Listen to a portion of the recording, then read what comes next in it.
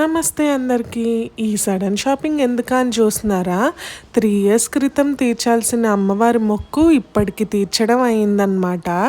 So, అమ్మవారికి చీర తీసుకుందామని అయితే వచ్చానన్నమాట. సో, ఇంకా అమ్మవాళ్ళు కూడా చీర పెడతాను తీసుకో అంటే ఇంకా తీసుకొని వచ్చేసాము.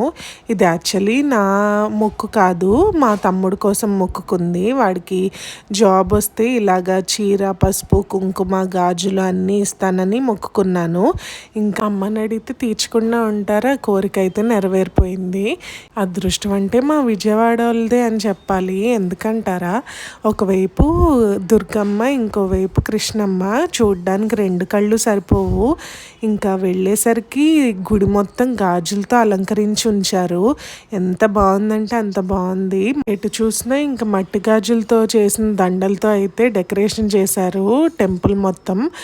ఇంకా దర్శనం కూడా చాలా అంటే చాలా బాగా జరిగింది. ఇంకా దర్శనం అయిపోయాక కుంకుమ పూజ అయితే చేయించుకున్నాము. ఇంకా మంచిగా అమ్మ బ్లెస్సింగ్స్ అయితే తీసుకొని ఇంటికి వచ్చేసాం అనమాట. So subscribe.